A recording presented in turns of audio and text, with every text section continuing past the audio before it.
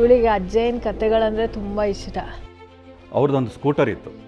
ಮೂಡಿಗೆರೆಯಲ್ಲಿ ನಾವೆಲ್ಲ ಸೇರುವಂಥ ಒಂದು ಅಂಗಡಿ ಇದೆ. ಅದರದ್ದು ಅಜೀವ ಸದಸ್ಯರು ನಮ್ಮ ತೇಜಸ್ವಿ ಅವರು.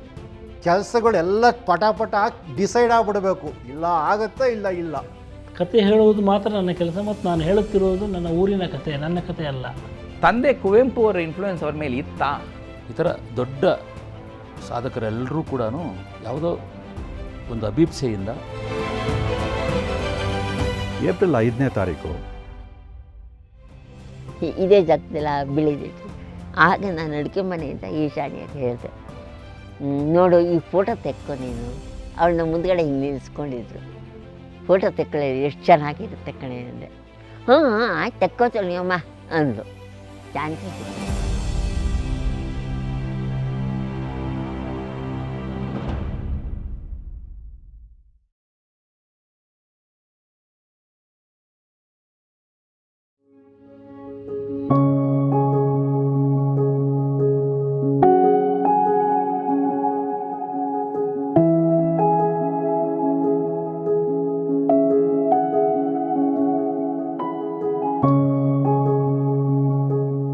ಪೂರ್ಣಚಂದ್ರ ತೇಜಸ್ವಿ ಎನ್ನುತ್ತಿದ್ದಂತೆ ಮನಸ್ಸಿನಲ್ಲಿ ಮೂಡುವುದು ಸಾಹಿತಿ, ಕತೆಗಾರ, ಪಕ್ಷಿತಜ್ಞ, ಸಂಶೋಧಕ, ಫೋಟೋಗ್ರಾಫರ್, ಕೃಷಿಕ, ಹೀಗೆ ಹಲವಾರು ಮುಖಗಳು.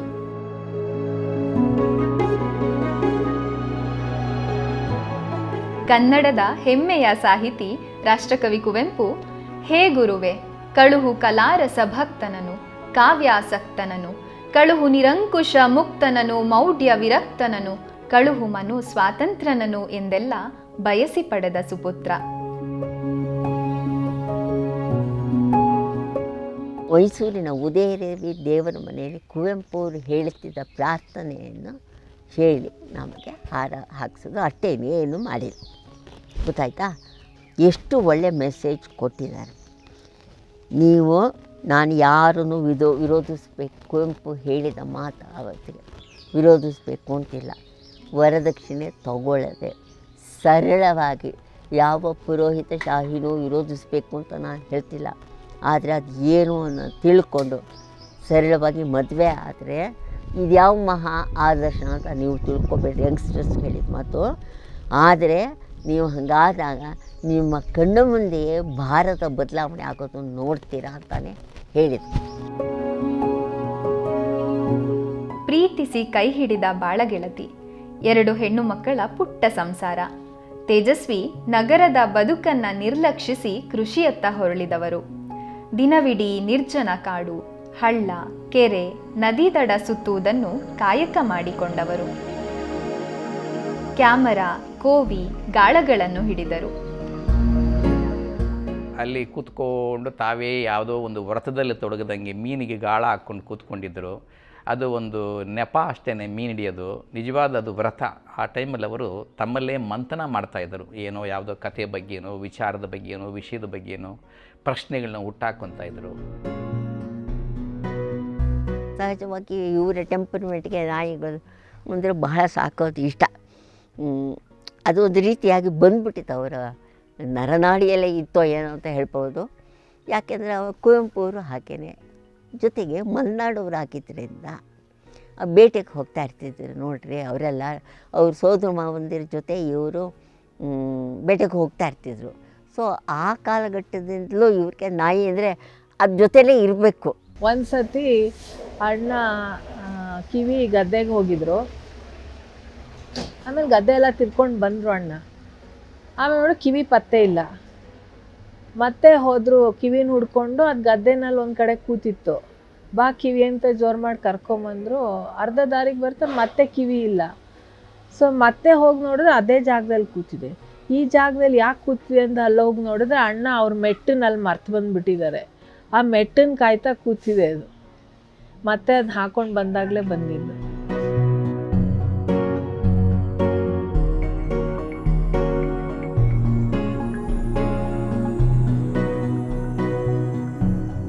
ಕುವೆಂಪು ಕಂಡಂಥ ಮಲೆನಾಡು ಅತ್ಯಂತ ದಟ್ಟವಾದ ಮಲೆನಾಡು.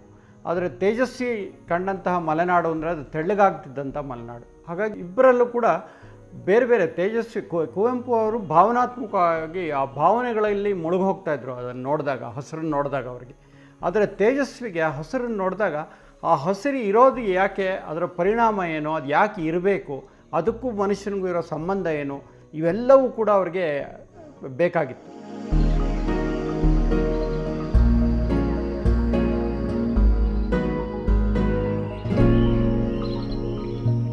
ಆ ಜೀವನಾನುಭವದಿಂದ ಹುಟ್ಟಿದ್ದು ಕರ್ವಾಲೋ, ಚಿದಂಬರ ರಹಸ್ಯ, ಜುಗಾರಿ ಕ್ರಾಸ್, ಪರಿಸರದ ಕಥೆಗಳು, ಮಾಯಾಲೋಕದಂತಹ ಹಲವು ಸಂಪತ್ತುಗಳು. ಅವರ ಫೋಟೋಗ್ರಫಿ ಗೀಳು ನಿಸರ್ಗ ಪ್ರೇಮಿಗಳಿಗೆ ಪಕ್ಷಿ ಪ್ರಪಂಚವನ್ನು ಫೋಟೋಗಳ ಮೂಲಕ ಹತ್ತಿರವಾಗಿಸಿದರೆ, ಪದಗಳಲ್ಲಿ ಕಟ್ಟಿದ ಅವರ ಪರಿಸರ ಕಥನಗಳು ಕನ್ನಡ ಭಾಷೆಯ ಪರಿಸರ ಸಾಹಿತ್ಯವನ್ನು ಶ್ರೀಮಂತವಾಗಿಸಿದೆ.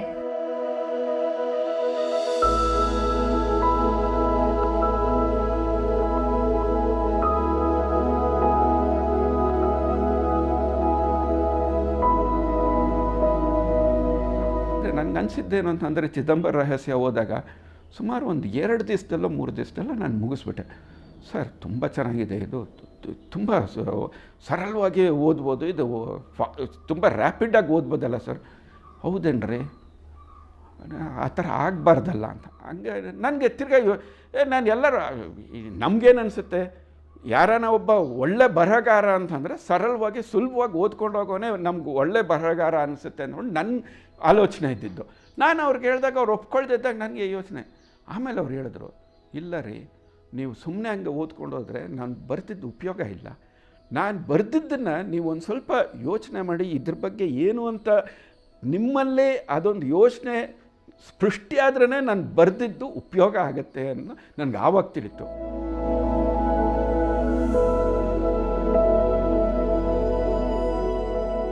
ತಪಸ್ವಿಯಂತೆ ಏಕಾಂತತೆಯಲ್ಲಿ ನಿಸರ್ಗದ ಹೊಳಹುಗಳನ್ನು ಶೋಧಿಸುತ್ತಿದ್ದ ತೇಜಸ್ವಿಗೆ ಅದಕ್ಕೆ ತದ್ವಿರುದ್ಧವಾಗಿ ದೊಡ್ಡ ಸ್ನೇಹಿತರ ಬಳಗವೂ ಬೆಳೆದಿತ್ತು. ಸಾಮಾನ್ಯ ಹಳ್ಳಿಗರಿಂದ ಹಿಡಿದು ವಿಜ್ಞಾನಿಗಳವರೆಗೂ ತಾರತಮ್ಯವಿಲ್ಲದೆ ಬೆರೆಯುತ್ತಿದ್ದ ಸರಳ ಜೀವಿ.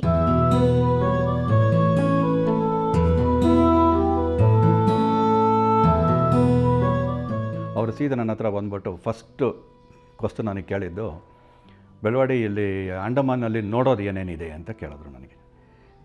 ಏನು ಸರ್ ಹಿಂಗೆ ಕೇಳ್ತಾರೆ, ಈಗಿನ್ನೂ ಬರ್ತಾಯಿದ್ದೀರಾ, ಇನ್ನೂ ತುಂಬ ದಿನ ಇರ್ತೀರಲ್ಲ, ನಿಧಾನಕ್ಕೆ ನೋಡೋರಂತೆ ಬಿಡಿ ಅಂತ. ಅಲ್ಲಪ್ಪ, ಅದನ್ನು ನೋಡಬೇಕು ಅಂತಲ್ಲ ನಾನು ಹೇಳ್ತಾ ಇರೋದು. ಈ ವಾಪಸ್ ಹೋದ್ಮೇಲೆ ಮೂಡಿಗೆರೆಯಲ್ಲಿ ಸಿಕ್ಕಿದವರೆಲ್ಲ ಅದು ನೋಡಿದ್ರಾ ಇದು ನೋಡಿದ್ರಾ ಅಂತ ಹೇಳ್ತಾರೆ. ಅದಕ್ಕೆ ಅದೆಲ್ಲ ಗೊತ್ತಿರಲಿ ನನಗೆ ಅಂತ. ನನಗೇನೋ ಅದೆಲ್ಲ ನೋಡಬೇಕು ಅಂತೇನಿಲ್ಲ, ಅಟ್ಲೀಸ್ಟ್ ನಾನು ತಿಳ್ಕೊಬೇಕು ಏನೇನಿದೆ ಇಲ್ಲಿ ಅಂತ ಅಷ್ಟೇ ಅಂತ. ಅವ್ರೇನಾದ್ರು ಜಗಲಿ ಅಥವಾ ಊಟದ ಮೇಲೆ ಕುತ್ಕೊಂಡು ಮಾತಾಡೋಕ್ಕೆ ಶುರು ಮಾಡಿದ್ರು ಅಂದರೆ ನಾವೆಲ್ಲರೂ ಎಲ್ಲ ಕೆಲಸ ಬಿಟ್ಟು ಕುತೂಹಲದಿಂದ ಹೋಗಿ ಅವ್ರ ಬಾಯಿ ಬಿಟ್ಕೊಂಡು ಕೇಳ್ತಾ ಇದ್ವಿ. ಯಾಕಂದರೆ ಅಷ್ಟು ಸ್ವಾರಸ್ಯವಾಗಿರ್ತಾಯಿತ್ತು ಅವ್ರ ಕಥೆಗಳು, ಅಷ್ಟು ಹಾಸ್ಯಕರವಾಗಿರ್ತಾಯಿತ್ತು ಅವ್ರ ವಿವರಣೆ. ನಕ್ಕು ಸಾಕಾಗ್ತಾಯಿತ್ತು ನಮಗಂತೂ. ತುಂಬ ರಿಮಾರ್ಕಬಲ್ ಸ್ಟೋರಿ ಟೆಲ್ಲಿಂಗ್ ಕೆಪಾಸಿಟಿ ಇತ್ತು ಅವರಿಗೆ.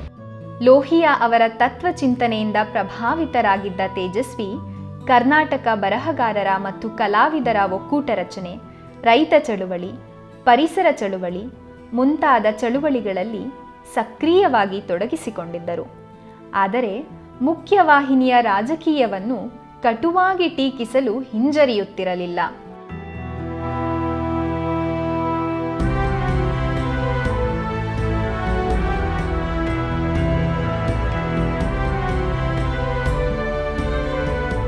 ಅಭಿವೃದ್ಧಿಯ ಹೆಸರಿನಲ್ಲಿ ಪರಿಸರ ನಾಶವಾಗುತ್ತಿರುವುದರ ಕುರಿತು ಅಪಾರ ಕಳಕಳಿಯೊಂದಿಗೆ ಆಧುನಿಕತೆಯ ಕೂಸಾದ ತಂತ್ರಜ್ಞಾನದ ಅವಶ್ಯಕತೆಯೂ ಅಷ್ಟೇ ಮುಖ್ಯವೆಂದವರು.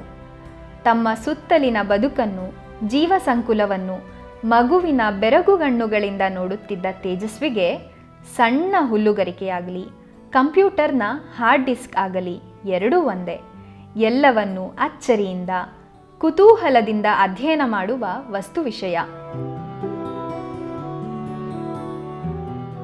ಕೃಷಿಯಲ್ಲಾಗಲಿ, ಕಥನ ಶೈಲಿಯಲ್ಲಾಗಲಿ ಸದಾ ಪ್ರಯೋಗಗಳನ್ನು ಮಾಡುತ್ತಿದ್ದವರು.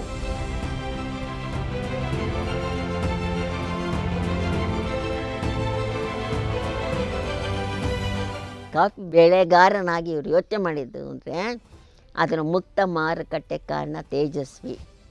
ನಿಮಗಿದು ಯಾರಿಗೂ ನಿಮಗೆ ಗೊತ್ತಿರಲಿಕ್ಕೆ ಇಲ್ಲ, ಗೊತ್ತೋ ಇಲ್ಲವೋ, ಗೊತ್ತಾಯ್ತಾ?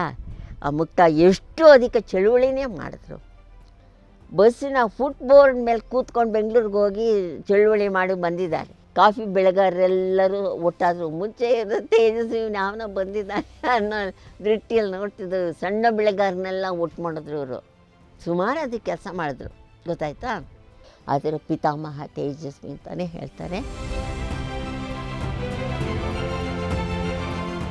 ಕುಪ್ಪಳ್ಳಿದು ಬಯೋ ರಿಸರ್ವ್ ಸಮೇತ ಹೀಗೆ ಯಾವುದೋ ಕ್ಯಾಶುವಲ್ ಡಿಸ್ಕಷನ್ನಲ್ಲಿ ಶುರುವಾಗಿದ್ದು ಯಾರೋ ಎಲ್ಲೋ ಅಂದ್ರಂತೆ ಬಯೋ ರಿಸರ್ವ್ ಅಂತ. ಇವರು ಆ ವರ್ಡನ್ನು ಕೇಳ್ಕೊಂಬಂದು ಪ್ರದೀಪ ಬಯೋ ರಿಸರ್ವ್ ಅಂದರೆ ಏನು ಒಂಚೂರು ಫೈಂಡ್ ಔಟ್ ಮಾಡಯ್ಯ ಅಂದರು. ಅದು ಕೊನೆಗೆ ಬರ್ತಾ ಬರ್ತಾ ಕುಪ್ಪಳ್ಳಿನ ಯಾಕೆ ನಾವು 1500 ಎಕರೆನೋ ಯಾಕೆ ಒಂದು ಬಯೋ ರಿಸರ್ವ್ ಆಗಿ ಮಾಡಬಾರ್ದು ಅಂತ ಹೇಳಿ ಪ್ರಪೋಸಲ್ ಸೆಟ್ ಮಾಡಿ ಕಳಿಸ್ಕೊಟ್ಟು ಅದು ಅಪ್ರೂವ್ ಆಗಿ ಇವತ್ತು ಒಂದು ಒಳ್ಳೆಯ ತಾಣ ಆಗಿ ಅದಿನ್ನು ಉಳ್ಕೊಂಡಿದೆ. ಸೊ ಈ ಒಂದು ಸಣ್ಣ ಡಿಸ್ಕಷನ್ನು ಅವರು ತುಂಬ ಡೀಪಾಗಿ ತಗೊಂಡು ತುಂಬ ಮುಂದಕ್ಕೆ ತಗೊಂಡು ಹೋಗ್ತಾ ಇದ್ರು. ಸಮಷ್ಟಿ ಜೀವ ಜಗತ್ತಿನ ಸಮಾನತೆಯನ್ನು ಪ್ರತಿಪಾದಿಸುವ ಪರಿಸರ ಕೇಂದ್ರಿತ ಕಥನಗಳನ್ನು ಕಟ್ಟಿದ ವಿಶಿಷ್ಟ ಲೇಖಕ. ಪರಿಸರ ಪ್ರಿಯನಾಗಿ, ಕೃಷಿಕನಾಗಿ, ಸಾಹಿತಿಯಾಗಿ, ಪಕ್ಷಿ ತಜ್ಞನಾಗಿ, ಪ್ರಕೃತಿ ತಜ್ಞನಾಗಿ, ಅತ್ಯುತ್ತಮ ಛಾಯಾಗ್ರಾಹಕನಾಗಿ, ವಿಜ್ಞಾನಿಯಾಗಿ, ವಿದ್ವಾಂಸನಾಗಿ ಹಲವಾರು ಬದುಕುಗಳನ್ನು ಒಂದೇ ಜೀವಿತಾವಧಿಯಲ್ಲಿ ಶೋಧಿಸಿ ಸಾಧಿಸಿ ಇತರರಿಗೂ ಅರಿವಾಗಲೆಂದು ತಮ್ಮ ಬರಹಗಳಲ್ಲಿ ದಾಖಲಿಸಿದರು. ನನಗೇನಾದರೂ ಆದರೆ ಅದು ನನ್ನ ಪ್ರಕೃತಿಗೂ ಆಗುತ್ತೆ, ಪ್ರಕೃತಿಲಿ ಏನಾದರೂ ಆದರೆ ಅದು ನನಗೂ ಆಗುತ್ತೆ. ಯಾವ ಪ್ರಕೃತಿಲಿ ಒಂದು ಹಕ್ಕಿ ಬದುಕಲಾರದೋ ಆ ಪ್ರಕೃತಿಲಿ ನಾವು ಬದುಕಕ್ಕೆ ಸಾಧ್ಯ ಇಲ್ಲ. ಯಾಕಂದರೆ ನಾವು ಎರಡೂ ಬೇರೆ ಬೇರೆ ಅಲ್ಲ, ನಾವು ಪಾರ್ಟ್ ಆಫ್ ದ ಪ್ರಕೃತಿನೇ. ಈ ದೊಡ್ಡ ಪ್ರಕೃತಿಯಲ್ಲಿ ಒಂದು ಸಣ್ಣ ತೃಣ ಮಾತ್ರ ಭಾಗ. ಪ್ರಕೃತಿಗೆ ನಮ್ಮ ಮೇಲೆ ಇವನು ಮನುಷ್ಯ ಅವನು ಹಕ್ಕಿ ಅಂತ ಎರಡು ಬೇರೆ ಬೇರೆ ಒಂದು ಸೆಪರೇಟ್ ಇದಿಲ್ಲ, ಒಂದು ಫೇವರಿಸಮ್ ಇಲ್ಲ. ಪ್ರಕೃತಿಗೆ ನಾವೆಲ್ಲ ಒಂದೇನೆ. ಅದು ಎಷ್ಟು ಒಂದು ಹಕ್ಕಿನ ಕಾಳಜಿಯಿಂದ ನೋಡುತ್ತೋ ಅಷ್ಟೇ ಕಾಳಜಿಯಿಂದ ಮನುಷ್ಯನೂ ನೋಡುತ್ತೆ. ಆದರೆ ಅದೇ ರೀತಿ ಇರಕ್ಕೂ ಮನುಷ್ಯನೂ ಇರಬೇಕು. ನಾವೆಲ್ಲ ಹಾಳು ಮಾಡಿಕೊಂಡು ಈಗ ಯಾವ ಪರಿಸ್ಥಿತಿಗೆ ಬಂದಿದ್ದೀವಿ ಅಂದರೆ ಕರೋನಾ ಬಂದು ನಮಗೆ ಒಂದು ರೀತಿಯಲ್ಲಿ ಈ ಪೊಲ್ಯೂಷನನ್ನೆಲ್ಲ ತಡಿಬೇಕು ಅನ್ನೋ ಲೆವೆಲಿಗೆ ಬಂದ್ಬಿಟ್ಟಿದ್ದೀವಿ ಬಹುಶಃ ನಾವು. ಆದರೆ ಸೊ ತೇಜಸ್ವಿ ಅವ್ರದ್ದು ಸ್ಪಿರಿಚುಯಾಲಿಟಿ ಕಂಪ್ಲೀಟ್ಲಿ ಪ್ರಕೃತಿ ಜೊತೆ ಇತ್ತು. ಎಷ್ಟೆಲ್ಲ ಆಸಕ್ತಿ ಇರೋಕ್ಕೆ ಸಾಧ್ಯ ಅಂತ ನಾವು ಕಾರಂತರ ನೋಡಿದ್ವಿ. ಕಾರಂತರಿಗೆ ಇದ್ದ ಮಲ್ಟಿ ಡಿಸಿಪ್ಲಿನರಿ ಇಂಟ್ರೆಸ್ಟ್ ಇದೆಯಲ್ಲ, ಅದು ಅವರಿಗೆ ಯಕ್ಷಗಾನದಲ್ಲಿತ್ತು, ಮಕ್ಕಳ ಸಾಹಿತ್ಯದಲ್ಲಿತ್ತು, ಕಾಡು ಸುತ್ತೋದ್ರಲ್ಲಿತ್ತು, ಎಲ್ಲೋ ಹೋಗಿ ಬಾಲವನ ಅಂತ ಕಟ್ಟೋದ್ರಲ್ಲಿತ್ತು, ವೆರೈಟಿ ಆಫ್ ಪೇಂಟಿಂಗಲ್ಲಿತ್ತು. ಅವರ ಪುಸ್ತಕಗಳಿಗೆ ಅವರೇ ಮುಖಪುಟ ಬರಿತಾಯಿದ್ರು, ಯಾರ್ದೋ ಮನೆಗೆ ಹೋಗ್ತಾಯಿದ್ರು, ಹೀಗೆ ಪೇಟೆ ಸುತ್ತಾಡ್ತಾಯಿದ್ರು. ಅವ್ರನ್ನ ಲೇಖಕರಂತೆ ಅನ್ನಿಸ್ತಿದ್ರು, ಅವರೊಬ್ಬ ಪೂರ್ತಿ ಬದುಕಿದ ಮನುಷ್ಯನ ಥರ ಅನ್ನಿಸ್ತಾಯಿದ್ರು. ಇವರಲ್ಲೂ ಅಂಥ ಆಸಕ್ತಿಗಳಿವೆ ಅಂತ.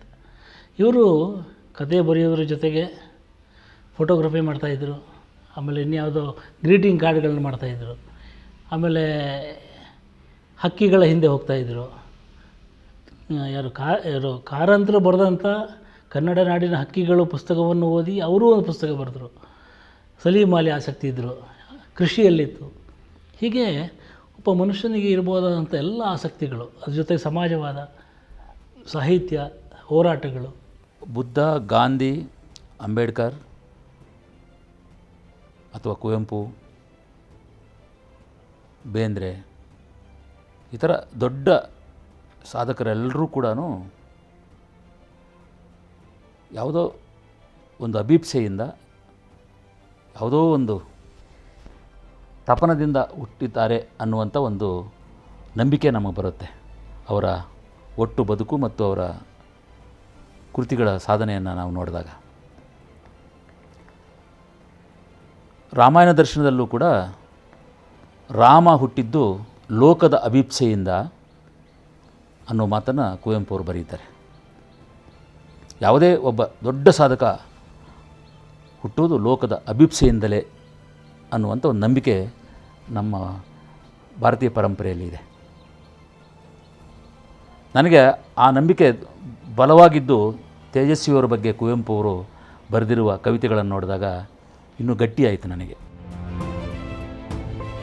ಹೇಳಿದಷ್ಟು ಮುಗಿಯದ ಇಂತಹ ಅಪ್ರತಿಮ ಪ್ರತಿಭೆಯ ವ್ಯಕ್ತಿ ಚಿತ್ರಣವನ್ನು ಕೆಲವು ಸಂಚಿಕೆಗಳಲ್ಲಿ ಬಿಚ್ಚಿಡುವ ಪ್ರಯತ್ನ ಈ ತೇಜಸ್ವಿ ಎಂಬ ವಿಸ್ಮಯ.